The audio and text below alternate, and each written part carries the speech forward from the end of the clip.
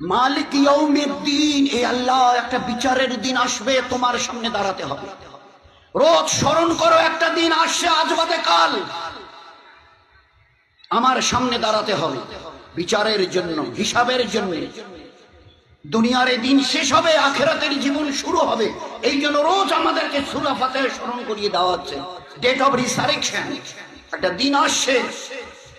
পাই পাই ফামাইয়ামাল মিসকালা জাররাতিন খায়রান ইয়ারা ওয়া মিসকালা জাররাতিন শাররান ইয়ারা। চুল পরিমাণ, সামান্য তিল পরিমাণ যদি নেকি করে থাকো, তার বদলাও আমি কিয়ামতে দেব। তিল পরিমাণ, তিলার্ধ, একটা তিলকে 100 টুকরো করে একটা তিল, তো অতটুকু যদি গুনাহ করে থাকো, তার শাস্তিও তোমাকে দেয়া হবে।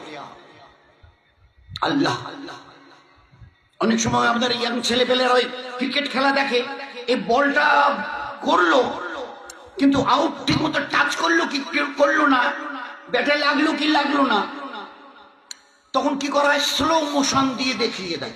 স্পিডটাকে ক্যামেরা খুব স্লো মোশন দিয়ে দেখিয়ে দেয়। এই যে বলটা আসছে যাচ্ছে, এই যে আসছে যাচ্ছে, স্টিকের মাথায় লাগছে কি লাগছে না। কিয়ামতের ময়দানে এর চাইতে সূক্ষ্ম হিসাব করে আল্লাহ দেখিয়ে দেয়। فأما من ثقلت موازينه فهو في عيشة راضية وأما من خفت موازينه فأمه هاوية। জীবনটাকে বুঝে আসিও, জীবনটাকে গড়ে আসিও, জীবনটাকে তৈরি করে আসিও, তছনছ করে আসিও না। فأما من ثقلت موازينه, মাওয়াজিনুহু ওজন, ওই দিন তোমাদের নেকি আর গুনাহ, পাপ আর পূর্ণ ওজন করা হবে। সোনা যেভাবে ওই কাচের বাক্সের মধ্যে ওজন করা হয় যাতে সামান্য পরিমাণে হাওয়া ওর মধ্যে ঢুকতে না পারে, আর ওই মাপার ওই যন্ত্রটা, পাল্লাটা যাতে একটু না দোলে, কাচের বাক্সের ভিতরে এবারে এমন ভাবে মাপা হয়। দেখছেন তো, সামান্য দেখেছেন, সামান্য হলো এই যে আধা গ্রাম, এই পয়েন্ট মিলিগ্রাম, এই যে পয়েন্ট দেখেছেন কতটুকু, সামান্য একটু ঝুঁকে আসে, একটু যদি উপরে এদিকে থাকে তাহলে একটু কম হচ্ছে।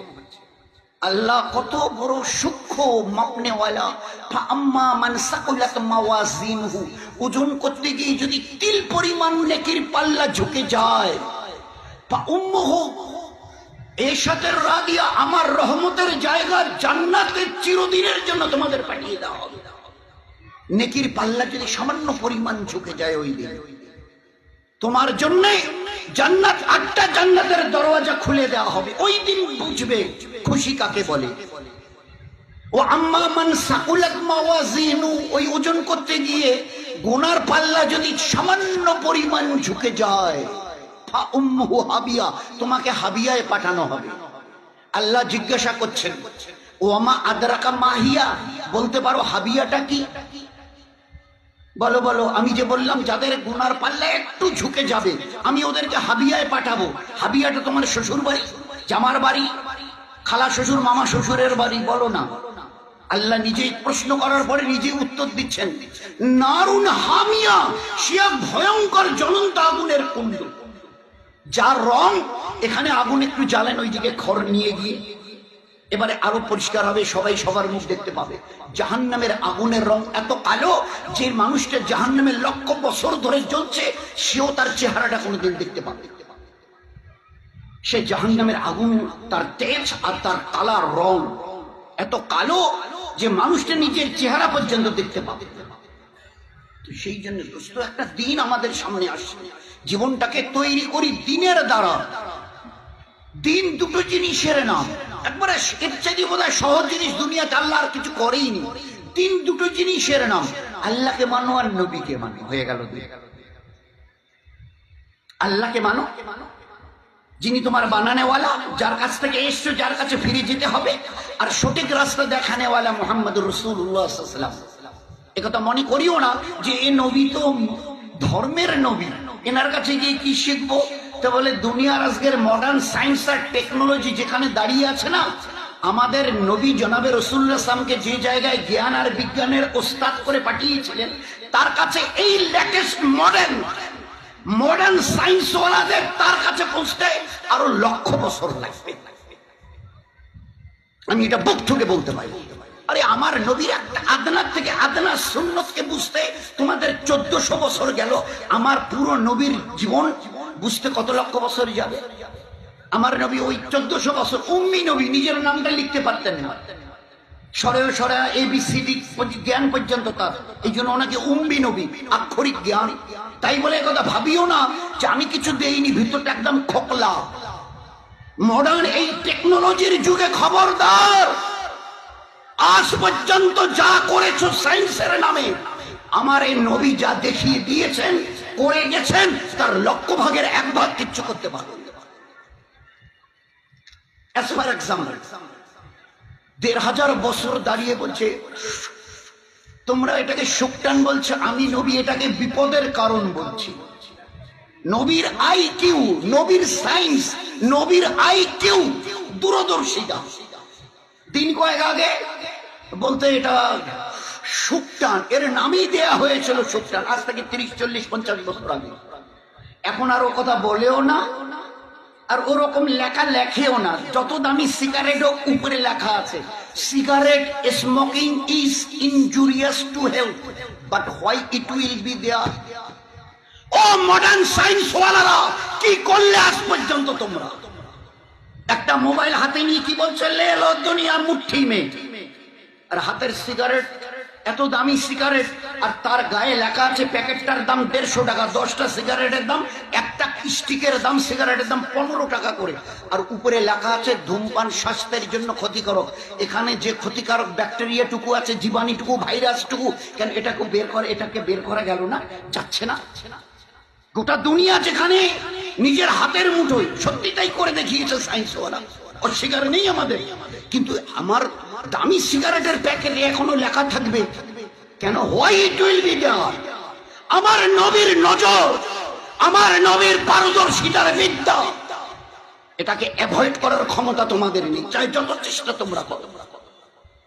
সিগারেটটা টান দিলে কতটা ব্যাকটেরিয়া তৈরি হয় আল্লাহ পাক নবীকে দেখিয়ে দিয়েছেন। এই নবী আমার শুধু নামাজ, রোজা, হজ, যাকাতের কথা বলবার জন্য যায়নি, জ্ঞান ও বিজ্ঞানের যা কথা বলেছে বুঝতে তোমাদের লক্ষ বছরে তো 1300 বছর গেল, লক্ষ বছরও লাগবে, লক্ষ বছরও লাগবে। সিগারেটটা টান দিলে যে ব্যাকটেরিয়াটুকু তৈরি হয়, ভাইরাসটুকু যে তৈরি হয়, চিন্তা করতে পারবো না যে কত ক্ষতিকারক জিনিস। কি করে বুঝলো মুহাম্মদ সাল্লাল্লাহু আলাইহি ওয়াসাল্লাম? তিনি তো কোনোদিনই কেমিস্ট্রি নিয়ে পড়াশোনা করেননি। 9, 10 ছেলেরা, 7, 8 ছেলেরা কেমিস্ট্রি পড়ে, ফিজিক্স, কেমিস্ট্রি, তো তার তো 1, 2 বিদ্যা নেই। তিনি কি করে জানলেন যে সিগারেট ধূমপান করলে এর একটা ব্যাকটেরিয়া তৈরি হয়, ভাইরাস তৈরি হয়? কি করে তিনি এই কথা বললেন? একজন উম্মি নবী। কোন গরম খাবারে নাক আর মুখের হাওয়া দিও না। কি করে, কেন বললেন? বলে পিছনের একটা বড় কারণ আছে, দেয়ার ইজ এ রিজন, একটা বড় কারণ। কি কারণটা?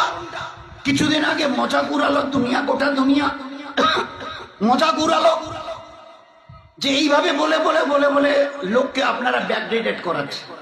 এইভাবে, এ ভাই গরম চায় খুব দেবেন না, এই গরম খাবারে একটু তাড়াতাড়ি যেতে হবে, অফিসে, স্কুলে, কোর্ট কাছারিতে, ট্রেনে, বাস ধরতে হবে, একটু তাড়াতাড়ি একটু ফু দিয়ে নি। বলছে না না, নবী মানা করেছে। ভাই বলছে যে এগুলো মানে কি বলি আপনাদের, এইসব করে আপনারা একটা সমাজকে পিছিয়ে রাখছে। এই ছিল কয়েকদিন পিছনের বল। এখন কি বলছে যে সত্যি আদৌ আমাদের এই সম্পর্কে কোনো ABC নলেজ পর্যন্ত ছিল না।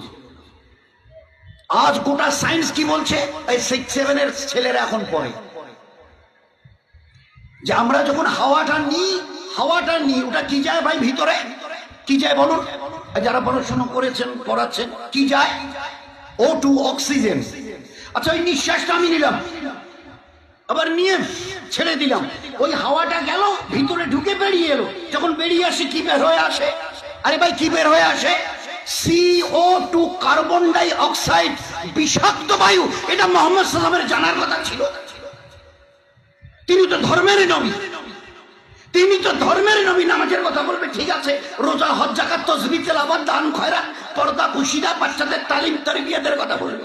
ইনি কি করে বুঝলেন যে হাওয়াটা টানছো মুখ অথবা নাক দিয়ে, অক্সিজেন ভিতরে গেল, যাচ্ছে, আর ওইটাই যখনই বেরিয়ে আসে সঙ্গে সঙ্গে কার্বন ডাই অক্সাইড নামের বিষাক্ত বায়ু, তার তো জানার কথা নয়, বলুন না। তো এরকম এর এক দুটো নয়, গোটা তার লাইফ, তার গোটা লাইফ যদি আমরা স্টাডি করে দেখি তাজ্জব হয়ে যাবে, তাজ্জব হয়ে যাবে যে আল্লাহ পাক এই নবীকে কত জ্ঞান ও বিজ্ঞানের আল্লাহ পাক তাকে এলেম আর পারদর্শিতা দিয়েছে। এই জন্য শুধু দুনিয়াতে উনি মুখ্য বানাবার জন্য, লোককে নিরেট মুখ্য বানাবার জন্য আল্লাহ তাকে নবী করে পাঠায়নি। তো এই নবীর কে যদি চিনতে চেষ্টা করি, তার আনিত দিনটাকে যদি বুঝতে চেষ্টা করি, তো দিন দুটো জিনিস, আল্লাহকে মানো, নবীকে মানো। আরো একটু যদি দুপায়ে এগিয়ে যাই, ভাই দিন কাকে বলে? বলে ওই দুটো জিনিসের নাম। কি বলো? বলে আল্লাহ যা করতে বলেছে করো, যেটা ছাড়তে বলেছে ছাড়ুন, দিন হয়ে গেল। আল্লাহ কি বলেছে? গরিব দুঃখীদের তুমি দেখে হাত বাড়িয়ে দিও, সাহায্যের হাত বাড়িয়ে দিও।